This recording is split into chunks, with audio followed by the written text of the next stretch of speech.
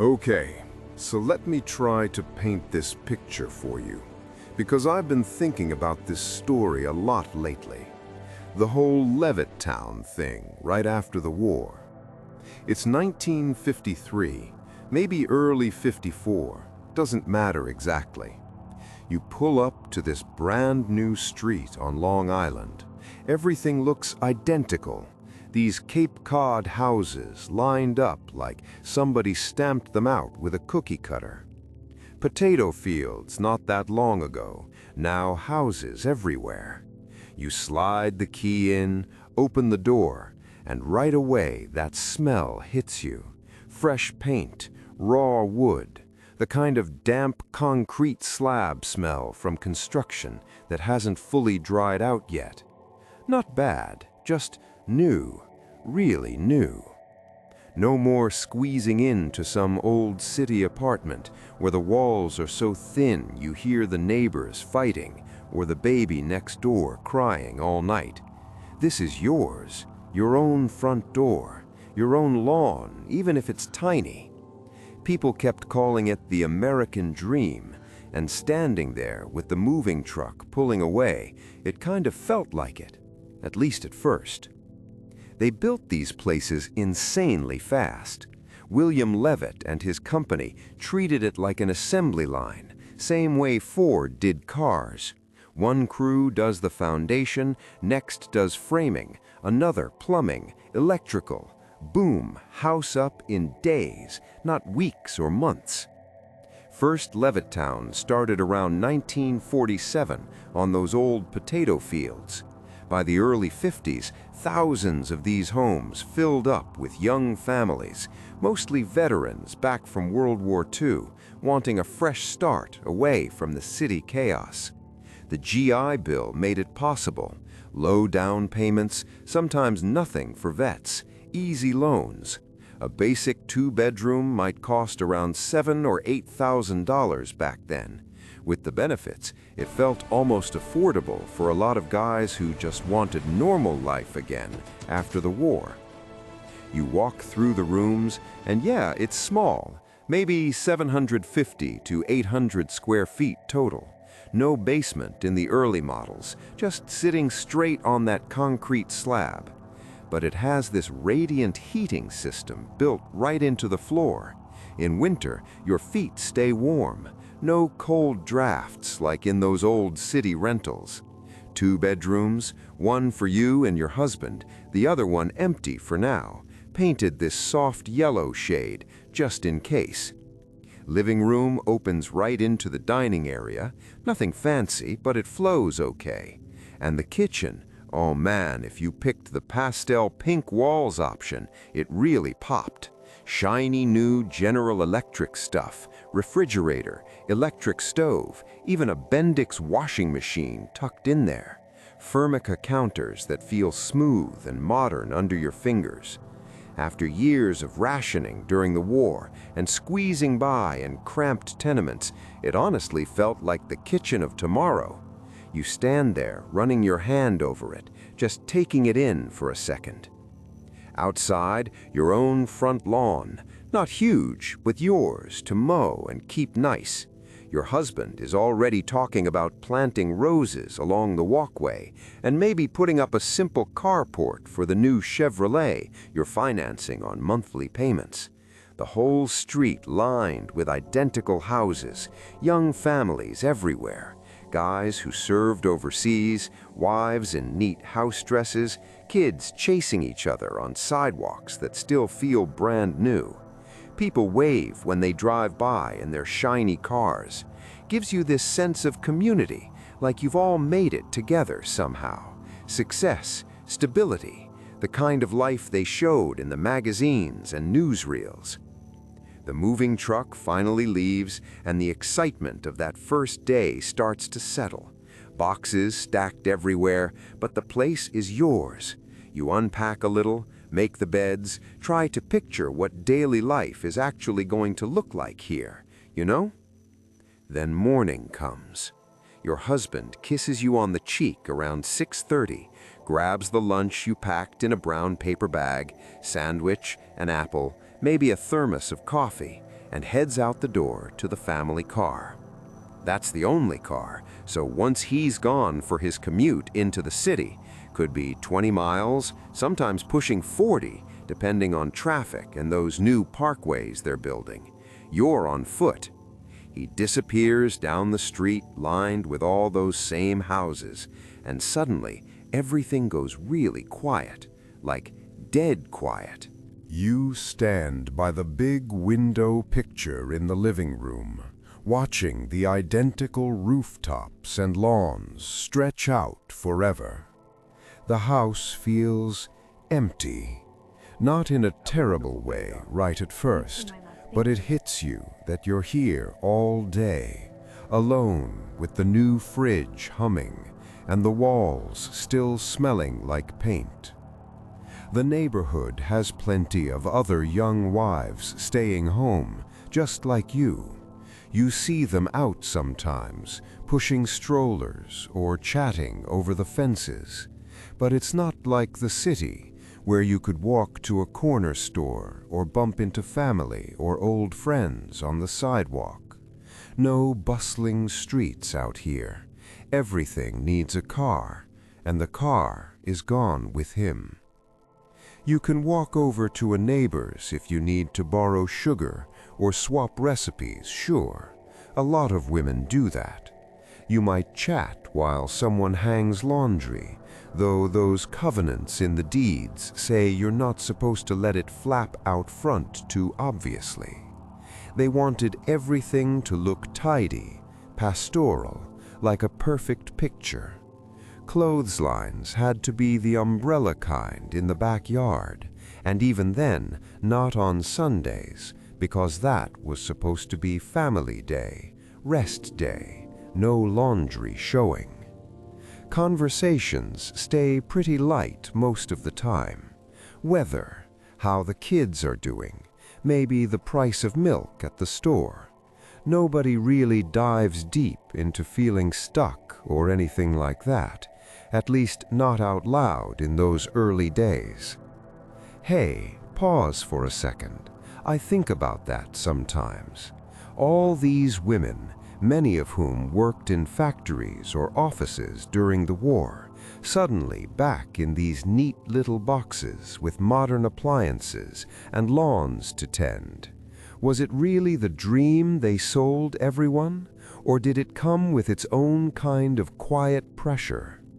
If you were in that spot, would the shiny fridge and the new washer make up for the days stretching out with mostly your own thoughts? I don't know.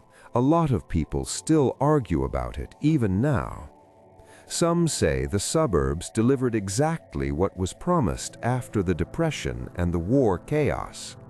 Others point out the isolation that crept in, especially for the wives left behind during the long weekdays.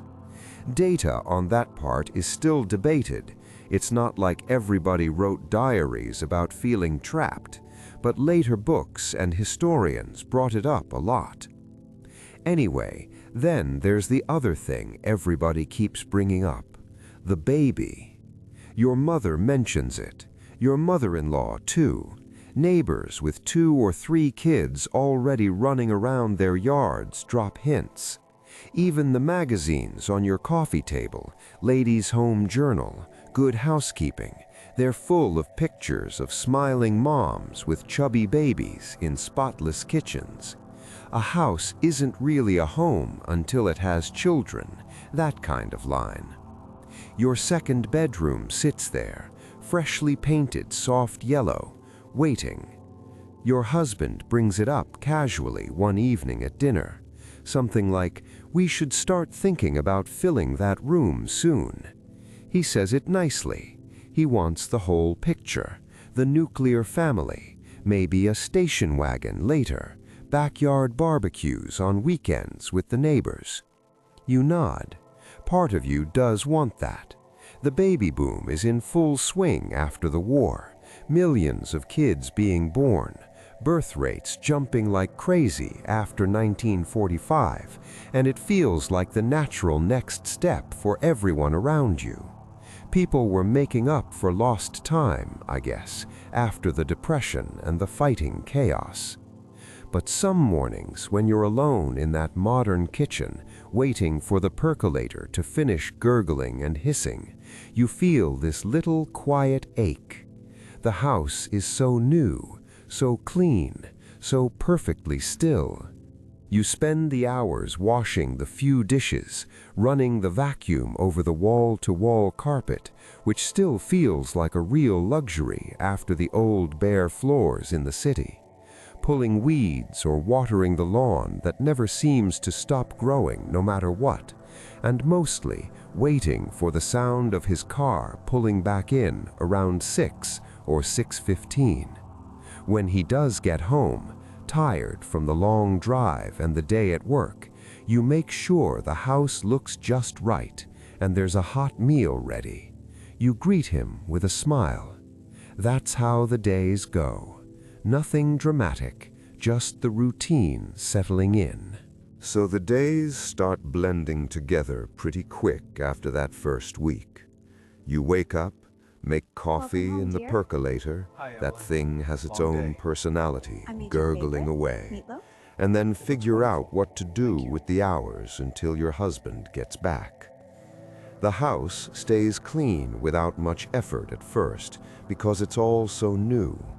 Vacuum the carpet again because dust shows up on that light color. Wipe down the Formica counters. Water the new grass out front, even though it seems to need it every single day.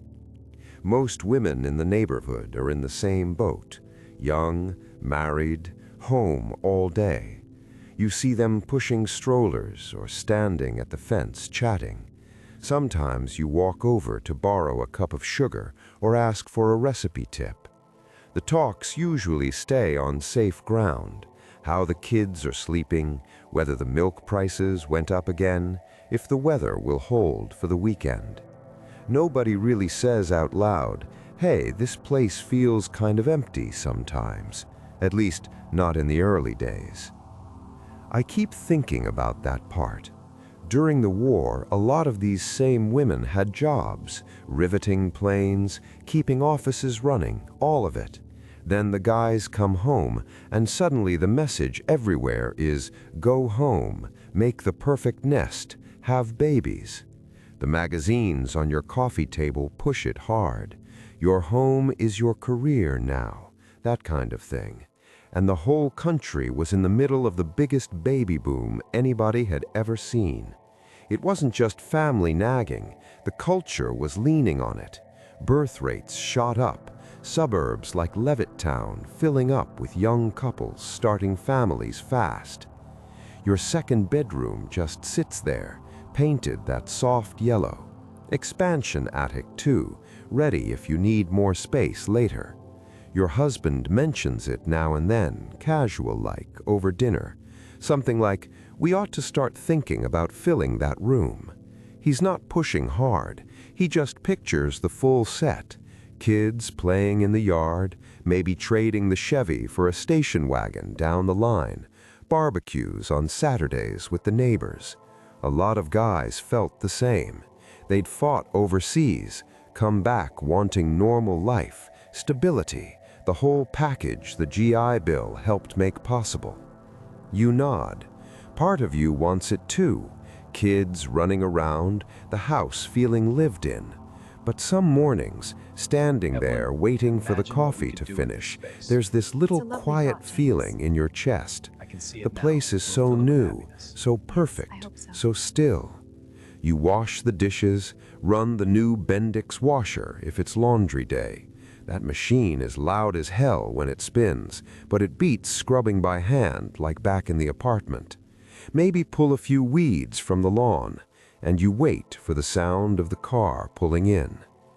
Weekends feel different, at least at first. Your husband's home. He puts on casual slacks and mows the lawn or works on the yard. You might plant some flowers along the border. Neighbors start dropping by for backyard barbecues. The men stand around talking about work, cars, the new parkways making the commute a little easier some days. The women swap tips on the automatic washers or how to keep the radiant heat working right in winter. These burgers are looking Kids mighty ride fine. bikes They up and smell down the absolutely identical wonderful, dear. streets, Look at them yelling now. and Hot laughing. dogs are ready For a too. few Everything hours, looks it so really perfect. does It's a feel beautiful like what day. they promised on all the posters and in the newsreels. Safety, a fresh start after the war, prosperity you could touch. One thing, though, those covenants, the rules that came with the deeds. No hanging laundry out front where it shows. They wanted the whole neighborhood to look neat and tidy, like a picture. Clotheslines had to be the umbrella kind in the backyard, and even then, not on Sundays. No big fences either, at least not at first. Grass had to stay mowed. Everything had this order to it. People mostly followed along. It was part of the deal when you bought in. Hey, real quick, I wonder sometimes how that felt for the women especially. All these modern conveniences, but you're still mostly stuck at home while your husband takes the only car into the city every day. The commute could be rough, 20 miles one way, sometimes pushing 40 if traffic backed up. New highways helped, but it still ate up time. He comes home tired, you've got dinner ready, the house looking good. That was the rhythm a lot of couples fell into. At night, after he's asleep and the neighborhood goes dark, you sometimes lie there in the bedroom. The radiant heat hums softly under the floor. The house is almost paid for thanks to the easy GI financing, low down payment, manageable monthly stuff. You've got the new appliances, your own lawn, the car and the driveway when he's home, and thousands of other families doing the exact same thing all around you. This was what so many fought for, what millions dreamed about during the hard years of ration books and blackouts. So why does it sometimes feel a little lonely anyway? I don't know. A lot of people still debate that part of the story. Some say the suburbs gave a whole generation something solid after all the chaos. Others say the isolation hit the women hardest, stuck out there with modern gadgets, but no real way to get anywhere without the car. The pressure to have kids fast was real too.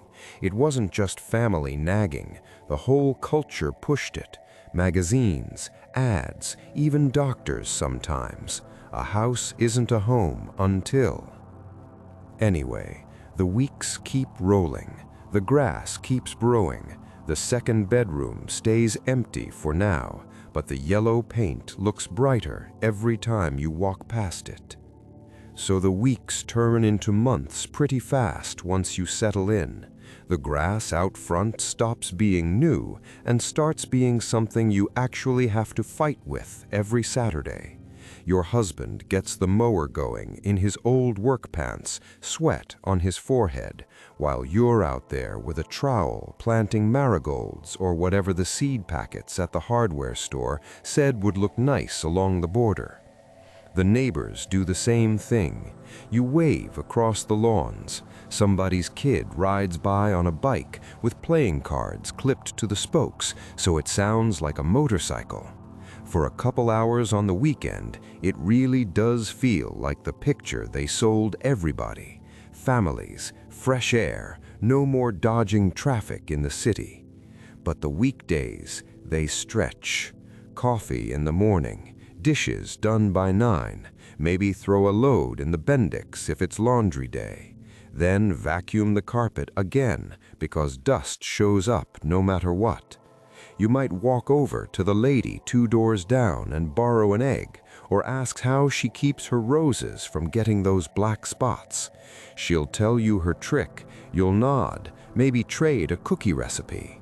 The talk always circles back to safe stuff, the price of bread, whether the Evelyn, new what a lovely supermarket is any afternoon. good, It certainly how is. her The little sun is one just is perfect. finally It sleeping is. through the And night. your garden is thriving. Nobody says Thank the you. It's quiet afternoon part sun. out loud. It works wonders. Nobody says sometimes the house feels too big, even though it's only 800 square feet. I keep coming back to that in my head. A lot of these women had been out working during the war. Then the guys come home, and the message is clear. Go home, make the nest. The magazines shut up about it, and the baby boom is everywhere, birth rates through the roof.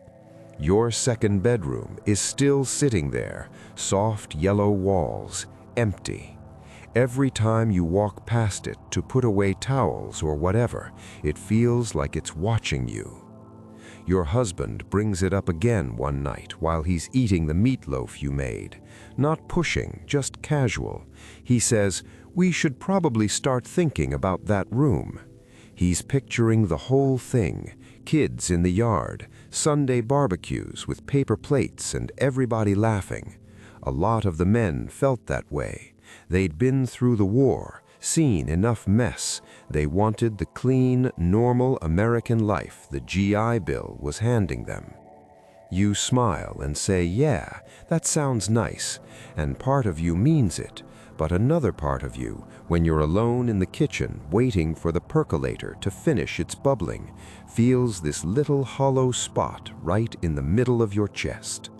The house is perfect on paper, modern heat under the floor, shiny appliances, your own lawn. But the days are long, and the only car is gone with him every morning. The commute eats him up. He leaves at 6:30, gets home around 6:15, looking beat. You have dinner ready, the house straight, a smile on. That's the deal. Weekends help a little. Somebody down the block fires up the grill. The men stand around with beers, talking about work or the Dodgers. The women sit on lawn chairs, trading stories about the new washers or how to get grass stains out of the kids' clothes. The little ones tear around on bikes and tricycles. For a few hours, the street feels alive, connected, like you're all in it together. You laugh at the jokes, pass the potato salad, and for a minute it really does feel like the dream they kept showing in the newsreels after the war. Then Sunday night comes. The neighbors go home. The kids get put to bed if there are any. Your husband falls asleep early because the week starts again tomorrow. You lie there in the dark, listening to the radiant heat humming under the floor. The house is almost paid for. You've got the fridge, the stove, the washer, the lawn, the car in the driveway when he's home. Thousands of other families are doing the exact same thing in identical houses all around you. This was what everybody fought for.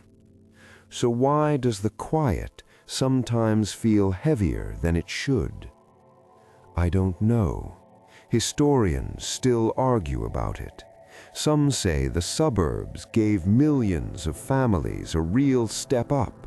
Cheap houses, modern kitchens, safe streets for kids. But then you read the other side. The isolation wasn't in the brochures. The covenants made sure the grass stayed mowed and the laundry stayed hidden, but they didn't do anything about the quiet when the car drove away every morning. Anyway, the seasons start changing. Leaves turn, then the grass goes brown, then snow. The first Christmas in the new house feels special. Stringing lights along the little front porch, your husband hauling in a tree that barely fits through the door. You bake cookies in the electric oven, and the smell fills the whole place. For a couple weeks, everything feels warm and right. But January comes, the tree comes down, and the yellow bedroom is still empty. The lawn starts greening up again, the routine picks right back up, and you catch yourself wondering sometimes, standing at that picture window while the percolator gurgles behind you. Is this it? Is this the whole dream? This thing is wedged tight. Summer hits Levittown like a blanket you can't kick off. First real hot spell comes in June, and suddenly the radiant heat under the floor feels like a joke. Now it's the sun beating down on that flat roof and those little windows.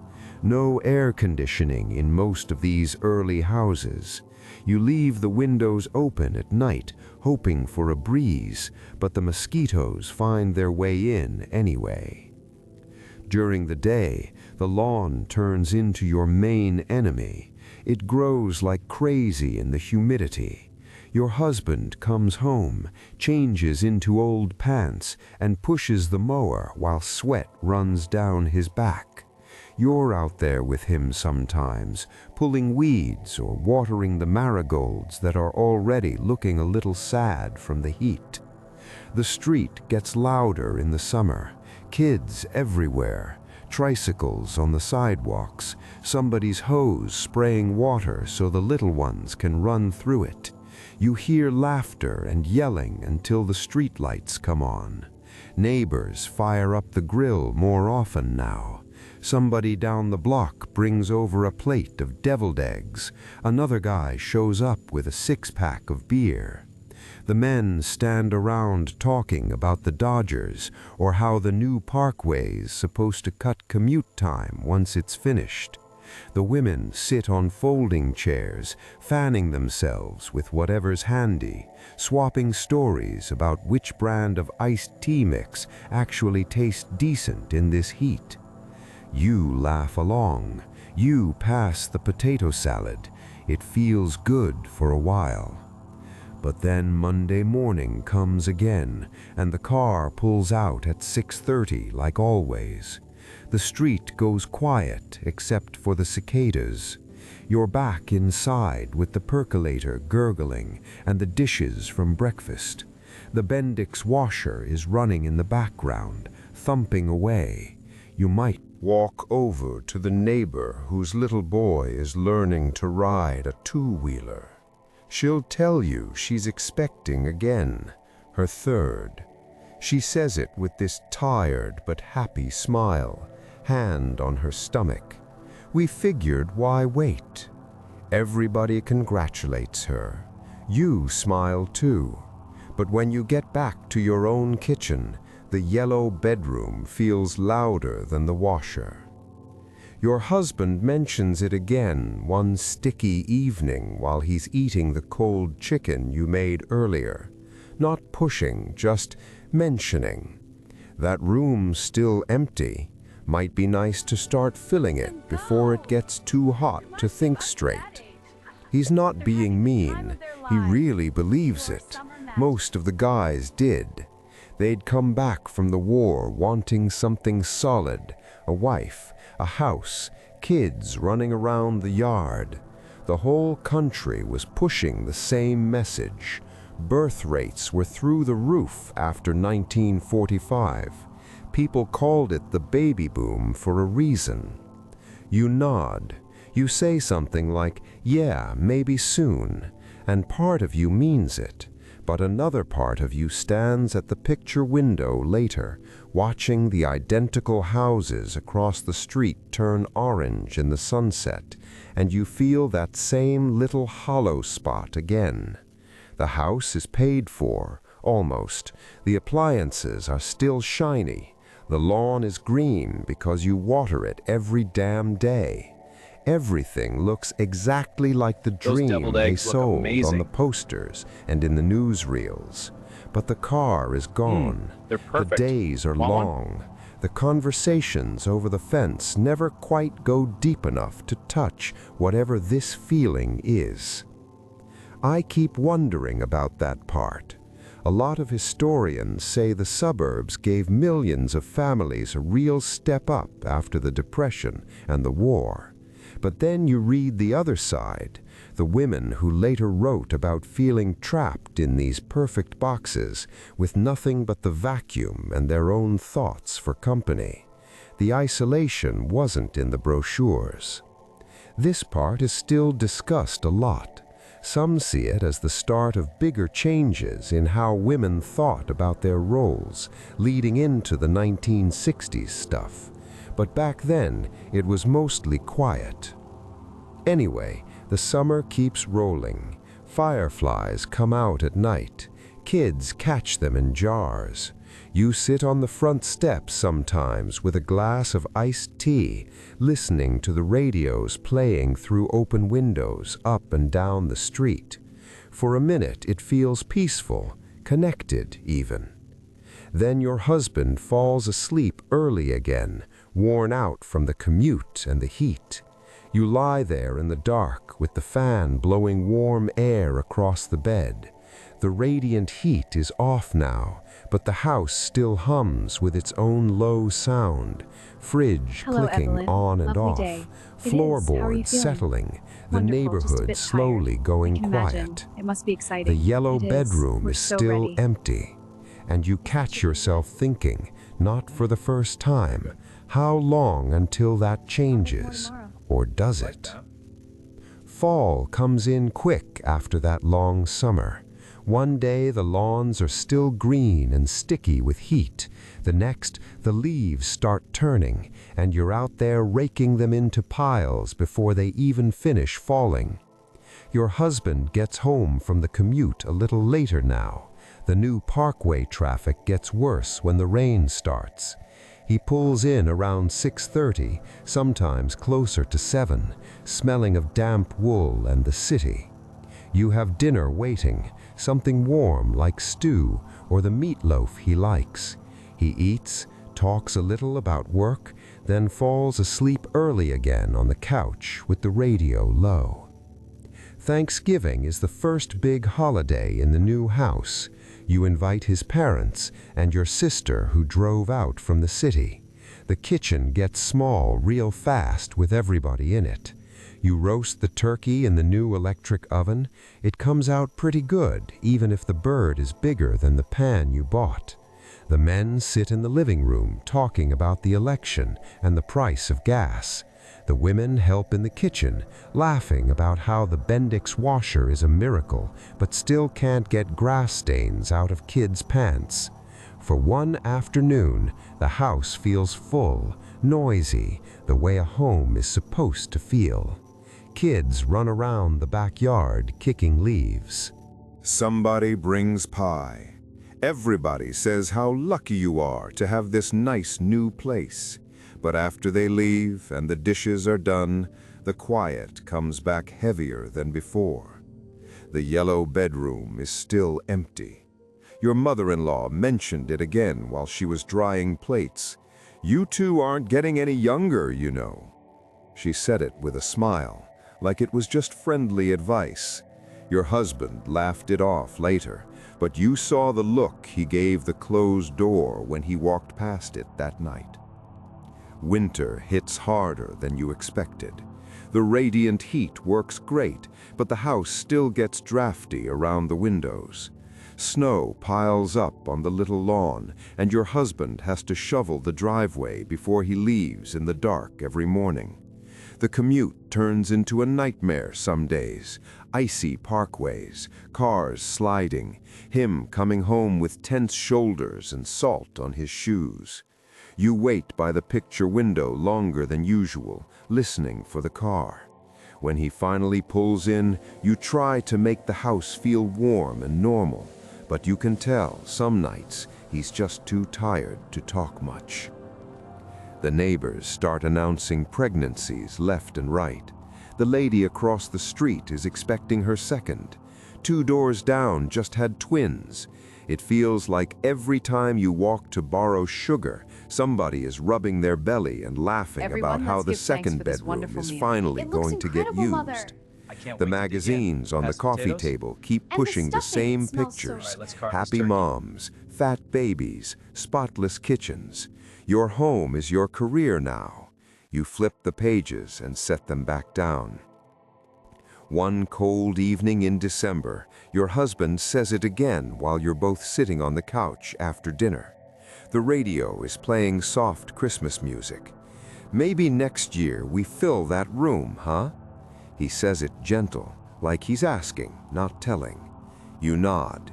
You say something like, "Yeah, maybe." Inside your chest, that little hollow spot is still there, but it's mixed with something else now. A kind of nervous hope, or maybe just the fear of staying stuck in the quiet forever. You're not sure which. I gotta be honest with you for a second. I think about this part a lot. The whole country was cheering for these young families to have babies fast. The economy needed it. The culture pushed it. The war was over, so everybody wanted normal again. But for the women out in these brand new suburbs, with the car gone all day, it wasn't always that simple. Some loved it. Some later wrote books about how the perfect house started to feel like a pretty cage. Historians still argue about how much of that was real versus how much was just people looking back with 1960s eyes. I don't know who's right. I just know the yellow bedroom felt louder every time the door stayed closed. Anyway, Christmas comes and goes. You string lights along the front porch.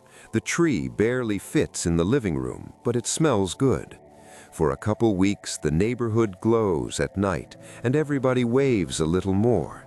Then January arrives, the lights come down, and the lawn starts turning brown again under the snow. The yellow bedroom is still empty. Spring rolls around again before you really notice it. One morning you wake up and the lawn isn't brown anymore. It's this bright, almost fake-looking green that makes you squint when the sun hits it. The marigolds you planted last year didn't make it through the winter, but the forsythia bush your husband stuck in the corner is exploding with yellow flowers. Everything feels like it's waking up at the same time. Kids are back outside without coats, screaming and chasing each other on bikes. The street sounds alive after months of quiet snow. You've been here a full year now, a whole year in the little Cape Cod house with the radiant heat and the yellow bedroom that still hasn't changed. Funny how fast that happened. The moving truck feels like it was yesterday, but the calendar says otherwise. Your husband's commute is just part of life now.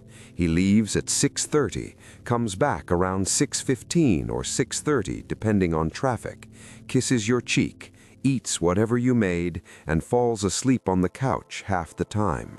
The new parkway helped a little, but some days he still looks wiped out when he walks through the door. The neighbors are all moving forward. The lady 2 doors down had her baby in February, a little girl. She brings her over one warm afternoon in a little blanket, and you hold her for a minute while the percolator gurgles in the background. The baby smells like powder and milk. Your neighbor laughs and says, "Your turn next, right?" She says it nice, like it's the most natural thing in the world. You smile and hand the baby back. Inside, that hollow spot gives a little twist again. Your husband brings it up more often now, not every night, but enough that you feel it hanging in the air. One evening in April, he's sitting at the kitchen table after dinner, loosening his tie, and he just says it straight. "We've been here a year. Maybe it's time we stop waiting on that room." He's not mad or pushy. He just looks tired and hopeful at the same time. He wants the full picture, kids in the yard, noise in the house, the whole thing the GI Bill and the magazines promised. A lot of the guys felt that way. They'd seen enough mess overseas. They wanted normal so bad they could taste it. You nod. You say the usual, "Yeah, maybe soon." But later, when he's asleep and the house is dark, you stand at the picture window like you do some nights. The street lights are on, the lawns are all the same, the cars are parked in the same driveways. Everything looks perfect. The fridge clicks on, the floor hums a little from the heat, even though it's spring. You've got the modern kitchen, the washer, the lawn, the car when he's home. This was the dream. Millions of people fought for this exact life. So why does it still feel like something's missing? I keep turning that over in my head. The baby boom was real. Birth rates went crazy after the war. People were making up for lost time, building the families they couldn't have during the Depression and the fighting. The suburbs gave them the space to do it. But for the women left in these houses all day while the car drove away every morning, it wasn't always the fairy tale. Some loved every minute. Some felt the walls closing in, even with the shiny appliances. Historians still go back and forth on how many felt trapped versus how many were genuinely happy. I don't think there's one clean answer. It's complicated. Anyway, the days keep moving. Evelyn, I have The some grass wonderful news. needs mowing again. do The tell, James. forsythia drops I've been its promoted. flowers and New turns position. green. James, You that's plant wonderful. new I'm marigolds. so proud. The yellow bedroom stays empty, but the door gets left open more often now, like it's waiting. Summer comes back around like it never left. The heat rolls in thick again, the kind that makes the new asphalt on the street smell like tar and sticks your dress to your back by 10 in the morning. The lawn is already fighting you every single day. Your husband comes home, changes into the same old pants with the grass stains on the knees, and pushes the mower while sweat runs down his face. You're out there too sometimes, watering the marigolds that somehow survived the winter but look a little beat up now. The kids on the block are louder than ever, splashing in sprinklers, riding bikes until the streetlights flicker on. The whole neighborhood feels like it's buzzing. The yellow bedroom is still empty, but it doesn't feel empty the same way it did last year. Now it feels expectant, like it's waiting for you to make up your mind. Your husband brings it up one sticky Thursday night while you're both sitting on the back step with glasses of iced tea.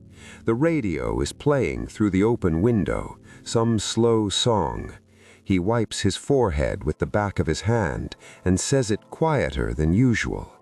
We've been here over a year and a half now. The room's just sitting there. He's not pushing hard. He never really does. He just looks at you with that tired, hopeful look he gets after a long commute. He wants the full picture so bad. Kids running through the sprinkler, a station wagon maybe someday, the backyard full on weekends. A lot of the men wanted exactly that. They'd come home from the war, and the only thing they talked about was building something normal, something theirs. You nod again. You say the same thing you always say. Yeah, maybe soon. But this time the words feel heavier. The neighbor across the street just had her second one last month. Another lady 3 houses down is expecting twins. Every time you walk outside, it seems like somebody's showing off a new baby or rubbing a belly. The magazines on the coffee table haven't let up either. Same smiling moms, same spotless kitchens, same line about how a house isn't really a home until... You hold the baby next door one afternoon when the mom asks you to watch her for 10 minutes. The little thing is warm and heavy and smells like talcum powder. For a second, you feel something soft and hopeful in your chest. Then you hand her back and walk home, and the yellow bedroom door is open again, like it's been waiting. I don't know. I keep thinking about how the whole country was basically cheering for this exact moment. The baby boom was at its peak in the early 50s. People were having kids faster than anybody expected after the war years. The suburbs were built for it. Cheap houses, yards, good schools starting to pop up. The GI Bill made it possible for guys like your husband to buy in. But nobody really talked about what it felt like when the car drove away better, every James? morning Much and better, left you Evelyn. This is alone with the perfect. percolator and I the knew it would be. vacuum It's and so that lovely quiet out. yellow It is. room. The whole evening feels just The right. weekends still help. Look at this Somebody beauty. fires up the grill Perfect. Twins almost will every love it. Saturday Let's now. take it for a The spin. men Yeah, stand let's go. around with beers, talking about work and the Dodgers and whether the new highway will ever finish. The women sit on lawn chairs, fanning themselves, trading recipes, and complaining about how the Bendix still leaves wrinkles in the shirts. Kids run everywhere. For a few hours, the street feels full and loud and connected. You laugh at the jokes. You pass the potato salad. It feels good. Then Sunday night comes. The neighbors go home. Your husband falls asleep early again, worn out from the heat and the long drive. You lie there in the dark, listening to the fan push warm air across the bed. The house is almost paid for. The appliances still work like they promised. The lawn is green because you water it every damn day. Everything looks exactly like the dream they sold everybody after the war. But the yellow bedroom is still empty.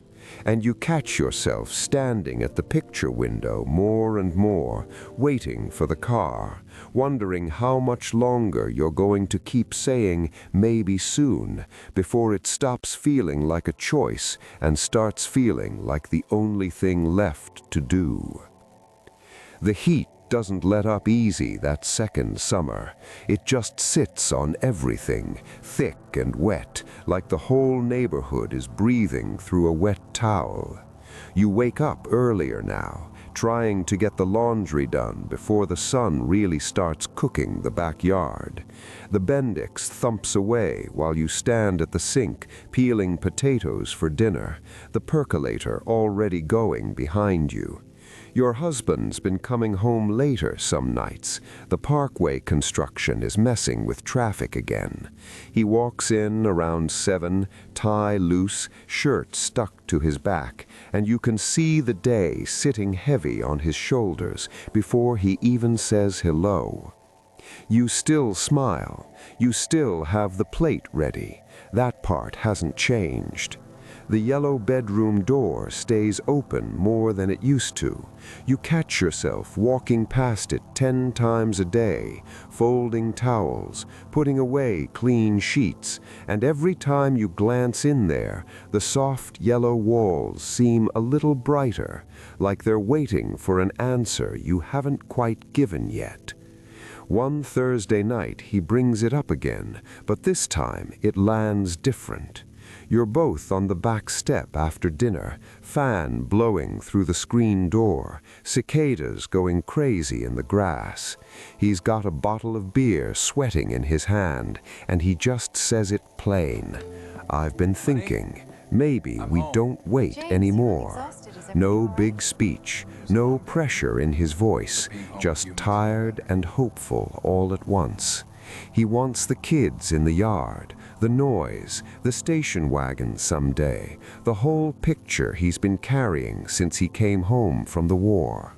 A lot of the guys out here carried the same picture. They'd seen enough mess overseas. Normal life felt like something they earned. You don't say no. You don't say yes either. You just lean your head on his shoulder for a minute and listen to the cicadas. Inside, that hollow spot is still there, but it's smaller now, Beautiful mixed day, up isn't it? with something It warmer certainly is. and So glad we could scarier spend at it the together. same time. To us. You're starting to wonder if the quiet is scarier than the change. I gotta tell you, this part always gets me. The whole country was basically holding its breath, waiting for couples like you to fill those extra bedrooms. Birth rates were still climbing hard in the mid-50s. The suburbs were designed for it.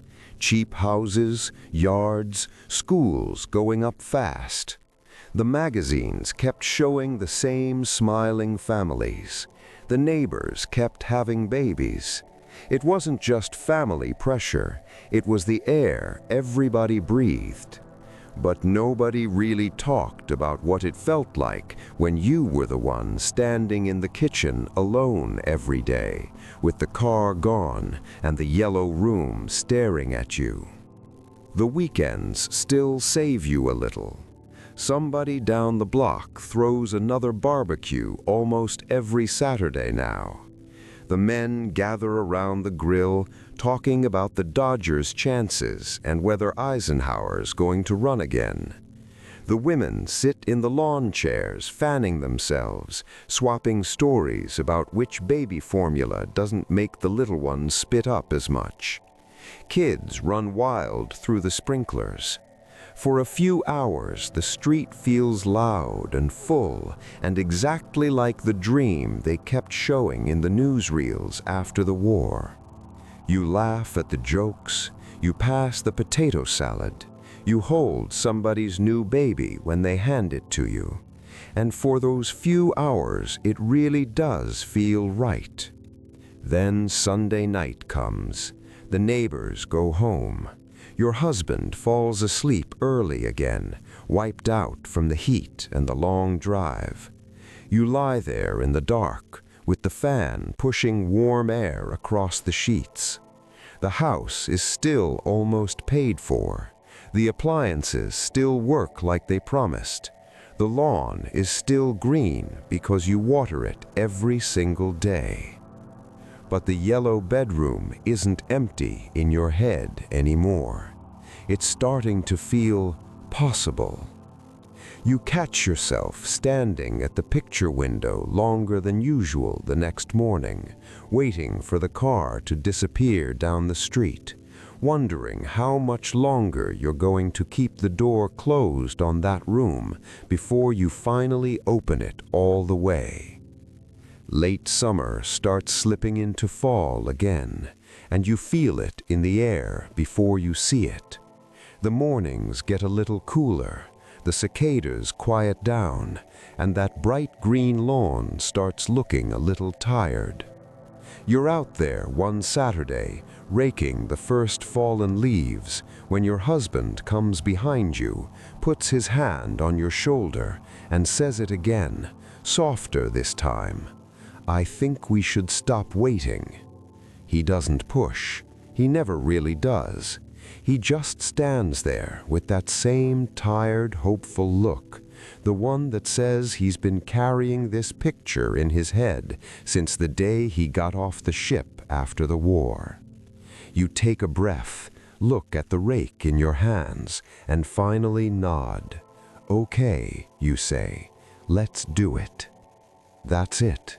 No big moment, no fireworks, just two people on a half-raked lawn deciding the yellow room isn't going to stay empty anymore. The next few months feel different, not completely different, but shifted. The percolator still gurgles every morning. The Bendix still thumps through laundry. Your husband still leaves at 6:30, and the car still disappears down the identical street.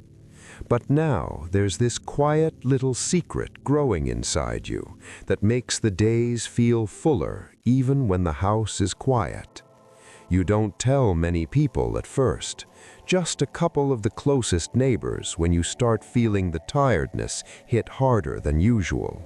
They smile big, hug you, and immediately start offering hand-me-down baby clothes and advice about which doctor in the area is the best. The yellow bedroom finally gets used. You and your husband spend a weekend painting over the soft yellow with a lighter, warmer shade, something the lady at the hardware store said was good for nurseries. You move the spare bed out, bring in the crib your sister sent from the city. The room stops feeling like it's waiting and starts feeling like it's getting ready. Watching that change happen felt strange in a good way. The whole country was still deep in the baby boom right then. 1954, 1955, babies everywhere. Levittown was filling up with them. New schools going up fast because there were so many kids coming. The GI Bill had given these young families the houses, and now they were filling them exactly the way everybody expected. But standing in that freshly painted nursery, folding tiny clothes, you still felt that little hollow spot sometimes. Smaller now, but still there. The car still drove away every morning. The days still stretched when you were alone with the vacuum and the quiet. The dream was happening, but it didn't erase everything that came before it. The neighbors throw you a little shower in the backyard one Saturday. Paper plates, deviled eggs, somebody's husband grilling hot dogs. The women crowd around with gifts wrapped in pastel paper. The men stand off to the side, talking about work and cars like always. For a few hours, the street feels exactly like the picture in the magazines, full, happy, connected. You smile the whole time. You mean it, mostly. Then the party ends. The neighbors go home. Your husband falls asleep early again, worn out from the week and the long drive. You lie there in the dark with one hand resting on your stomach, listening to the house settle. The radiant heat hums under the floor, even though it's not that cold yet. The fridge clicks and off. Everything is still almost paid for. The appliances still work. The lawn is still green because you water it every day. But now, the yellow bedroom has a crib in it. And the quiet, it's different now. Not gone, just changed into a different kind of waiting.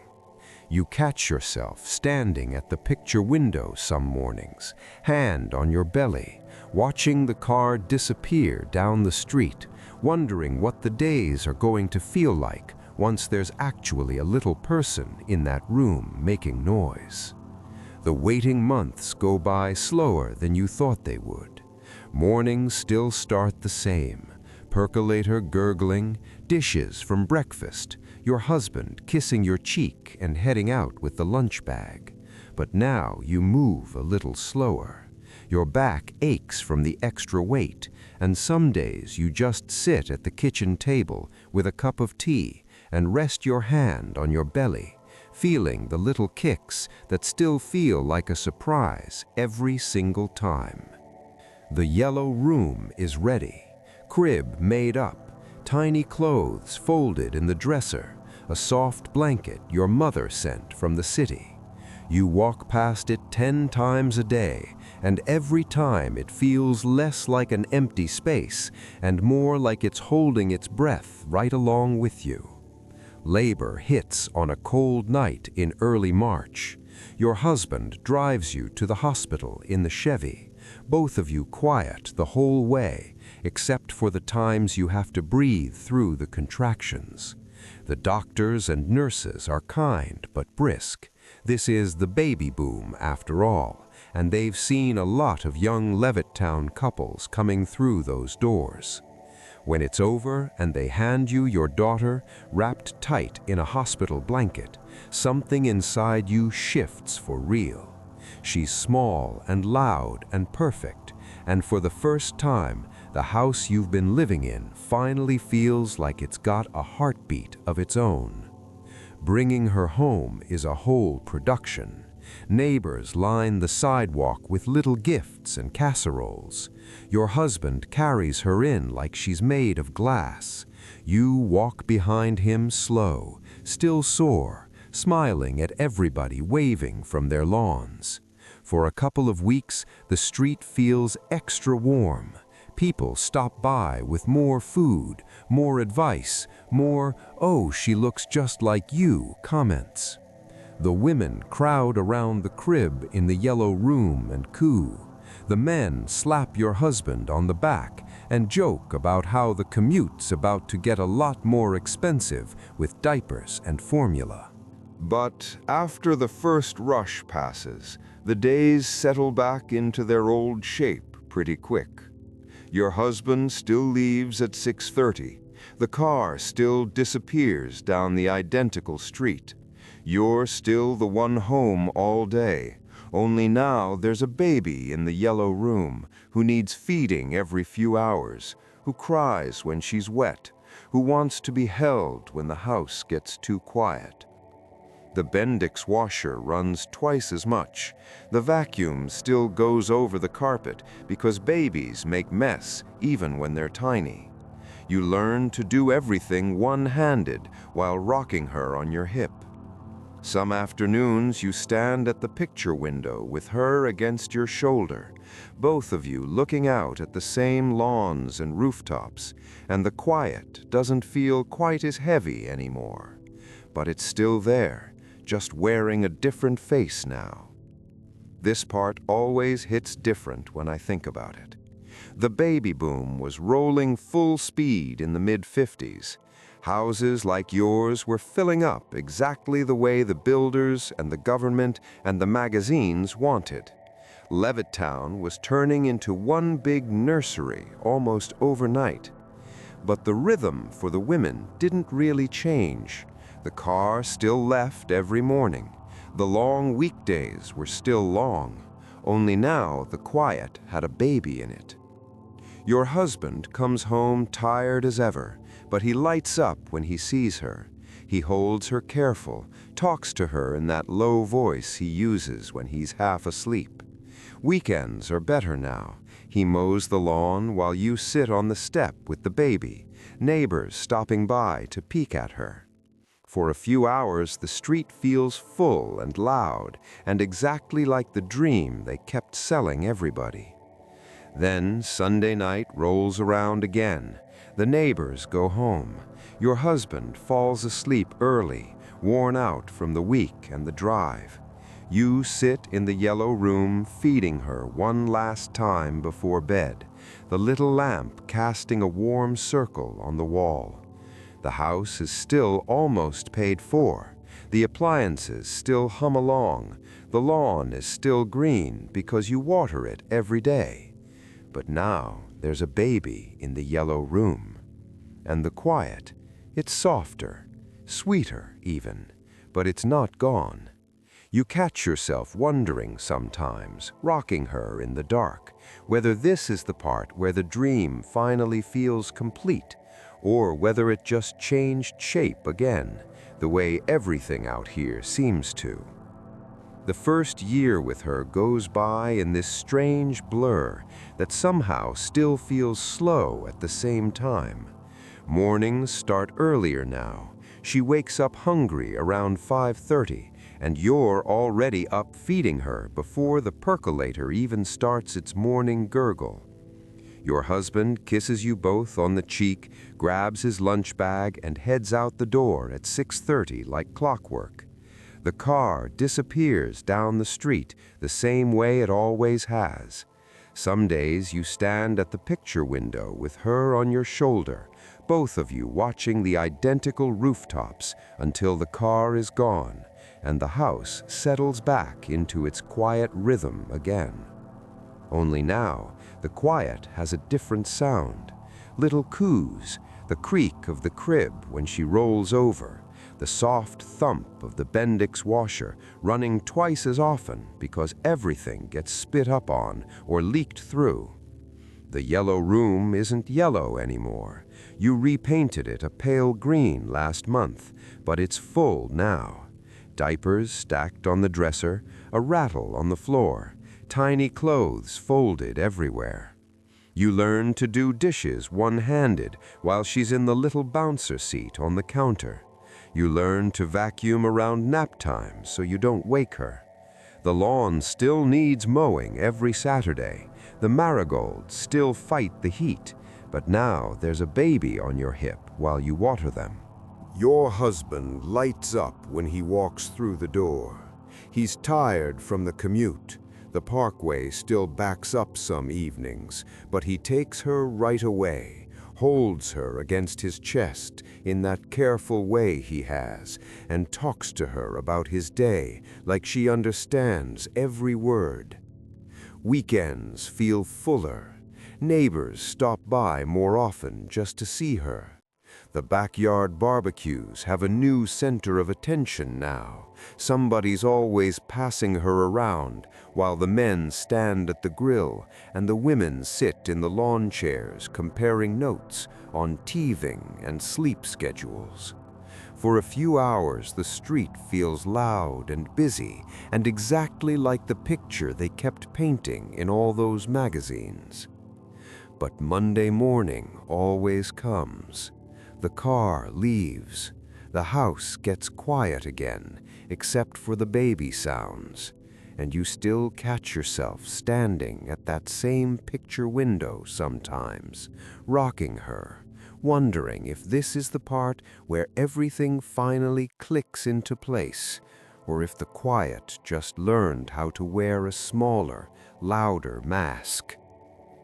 I keep thinking about how normal it all started to feel. By the mid-50s, Levittown was bursting with babies. The baby boom was hitting its stride hard. New elementary schools going up left and right because there were so many kids. The houses were built for exactly this life. Young families, yards to play in, modern kitchens so mom could stay home and keep everything running smooth. The GI Bill had made the houses possible, the culture made the babies feel necessary, and everybody around you seemed to be living the same chapter at the same time. Your daughter starts crawling, then pulling herself up on the furniture. The green room gets baby gates and more toys. Your husband talks about maybe having another one someday, casual-like, over dinner. You nod, you smile. Part of you means it. The lawn keeps growing. The percolator keeps gurgling. The car keeps leaving every morning and coming back every night. And the house, it's fuller now, no question about that. But some evenings, after she's finally down and your husband is asleep on the couch, you sit in the living room with the lamp low and just listen to the quiet hum of the fridge and the faint sound of the radiant heat under the floor. Everything you were told to want is right here. The modern kitchen, the paid-for house, the baby in the nursery, the community of families all doing the same thing. So why does it still feel like the dream is still a little bit out of reach sometimes? I don't know. Maybe it always does. Time doesn't wait around in Levittown. One day your daughter is this tiny bundle that fits in the crook of your arm, and the next she's crawling everywhere, pulling herself up on the coffee table and yelling "Mama" like she's been saying it her whole life. She's walking now, sort of, more like staggering from the couch to the chair with her hands out like she's about to take flight. The green room is a mess of blocks and stuffed animals and that one rattle she refuses to let go of. Mornings are louder. She wakes up before the percolator even starts its usual gurgle, and you're already in there changing her diaper while the coffee perks behind you. Your husband still kisses you both on the cheek, grabs his lunch, and heads out at 6:30. The car still disappears down the same street, lined with the same houses. Some days you stand at the picture window holding her on your hip, both of you watching until the Chevy turns the corner and the house settles back into its rhythm. Only now the rhythm has little feet slapping across the linoleum and happy shrieks when she knocks over the stack of clean towels you just folded. The Bendix washer runs constantly. The vacuum gets used every single day because toddlers make crumbs out of nothing. You learn to cook dinner with her balanced on one hip while she chews on a wooden spoon. The lawn still needs mowing every weekend. The marigolds still fight the summer heat. But now there's a little person toddling behind your husband as he pushes the mower, laughing every time the grass clippings fly up. Weekends feel different too. The backyard barbecues have turned into full-on kid chaos. Somebody brings a little plastic pool. The men stand around the grill with beers, talking about work and the new cars coming out. And the women sit in the lawn chairs, passing babies and toddlers around like they're hot potatoes. Your daughter is the center of attention for a while. Look how big she's getting. And for a few hours, the whole street feels exactly like the dream they sold everybody. Loud, full, connected. Then Sunday night rolls in again. The neighbors head home. Your husband crashes on the couch early, wiped out from the commute and the heat. You sit in the green room, feeding her one last bottle before bed, the little lamp throwing a soft circle on the wall. The house is still almost paid for. The appliances still hum along like they promised. The lawn is still green because you water it every damn day. But now there's a toddler in the green room, and the quiet is not quiet anymore. It's giggles and babbling and the sound of little feet. It's sweeter, busier. But some nights, after she's finally down and the house goes still, you sit there listening to the fridge click on and off, and you wonder if this is the part where it all finally feels complete. I keep turning that over. The baby boom was still going strong. 1955, 1956, houses filling up faster than the builders could keep up. Levittown was basically one giant playground by then. New schools popping up everywhere because there were so many kids. Everybody around you was having their second or third. The culture kept pushing the same message. This is it. This is the dream. You've made it. Your husband starts talking about maybe trying for another one soon, casual-like, over dinner one night. He says it with that same tired, hopeful look. You nod, you smile. Part of you means it. The car still leaves every morning. The days still stretch when you're home alone with a toddler who won't nap. The picture window still waits for the sound of tires on the driveway. The second one comes quicker than you expected. You're standing at the sink one ordinary Tuesday morning, washing the breakfast dishes while your daughter bangs a wooden spoon on the high chair tray, when it hits you. That same tired, queasy feeling you remember from the first time. You don't say anything right away. You just finish the dishes, wipe her face, and wait until your husband walks through the door that evening. He's loosening his tie, looking beat from the parkway traffic when you tell him. He stops mid-motion, then breaks into this big, tired grin and hugs you both at the same time, daughter squirming between you. "Two," he says, like he can't quite believe it. "We're really doing this." The green room gets busy again. You pull the crib out of storage, wash the tiny clothes that still smell faintly of the first baby, and your daughter starts calling the new bump baby like it's already her best friend. The neighbors react the same way they did last time. Casseroles, hand-me-downs, the lady across the street offering to watch your toddler so you can rest. Everybody's having seconds now. The whole street feels like it's on the same page. Fill the houses, fill the yards, keep the boom going. Your husband still leaves at 6:30 every morning. The car still disappears. The Bendix still runs non-stop because toddlers make laundry into an Olympic sport. But now the days have 2 heartbeats in them. Your daughter follows you around the house babbling, and the new baby kicks hard enough that you have to sit down sometimes. You catch yourself standing at the picture window more often, one hand on your belly, the other holding your daughter's sticky little fingers, watching the identical lawns and wondering how 2 kids are going to fit into these 800 square feet without driving you both crazy. Weekends get louder. The backyard barbecues now have 2 little ones to chase. Your daughter toddling after a ball, while you sit in the lawn chair trying not to look too tired. The men still talk about work and cars and whether the Dodgers can pull it off again. The women still swap stories, only now the stories are about how to get a toddler to eat vegetables and whether the new formula is worth the extra money.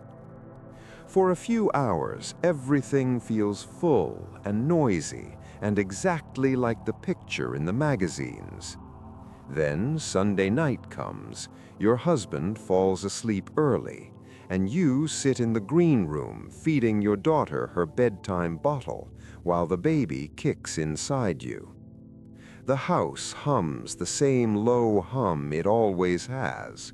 Fridge clicking, floorboards settling, radiant heat whispering under the concrete slab. The second baby arrives on a rainy night in late spring, a boy this time. Your husband carries him in like he's made of glass, same as he did with the first one. The neighbors line the sidewalk again with more casseroles and more, "Oh, he looks just like his dad," comments. For a couple of weeks, the street feels warm and close again. Then the new normal settles in fast. 2 kids, 2 sets of diapers, 2 little voices filling the green room. The car still leaves every morning. The commute still eats him up. The lawn still needs mowing. The percolator still gurgles. But the house isn't quiet anymore. Not even close.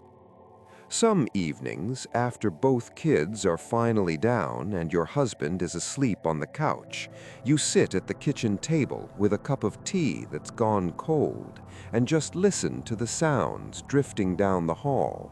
Soft breathing from 2 cribs, the low hum of the fridge, the faint tick of the clock. Everything you were told to want is right here.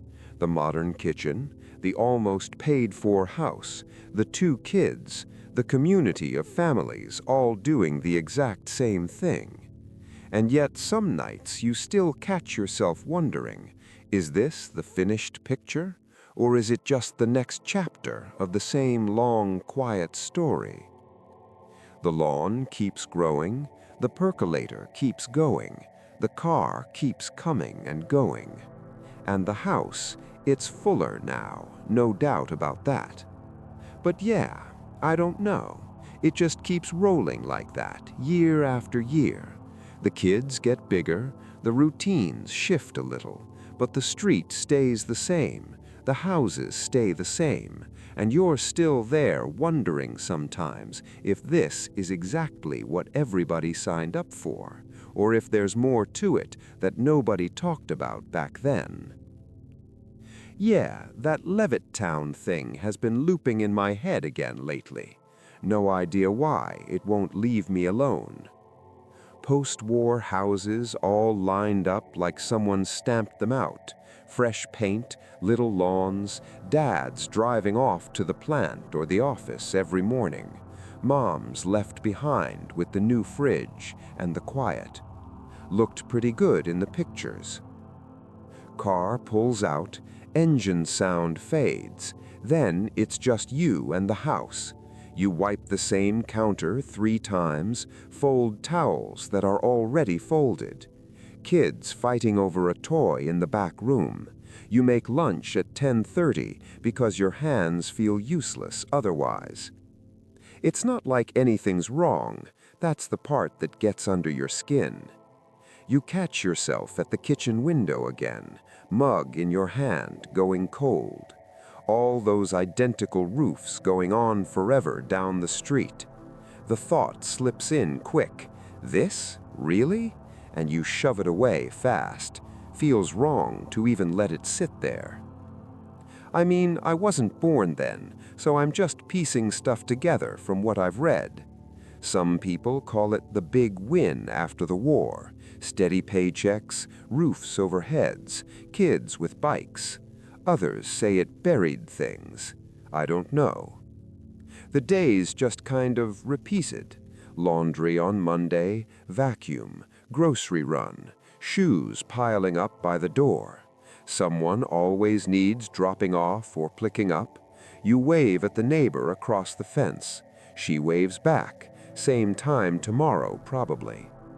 Grass gets mowed on Saturday. Trash cans roll out.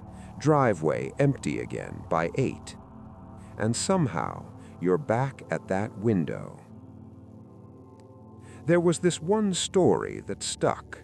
1957, Pennsylvania side of Levittown. Bill and Daisy Myers, first black family to buy a house there, in Dogwood Hollow, I think. They moved in August. Word spread fast. A crowd showed up quick. Rocks through the windows, crosses burning on the lawn, threats, yelling, the whole mess. State police had to guard the place for weeks, Molotov cocktails even, from what I read. While that was happening right down the block, the other houses just kept going. TVs on, dinner cooking, kids eating cereal like any other morning. Everything still looked regular from the sidewalk. That contrast is what keeps bothering me. I don't know. It all sits in my head in these random chunks. The quiet mornings, the identical streets, that one house with the broken window and the cops parked outside. Doesn't connect into anything neat, just keeps coming back. Anyway.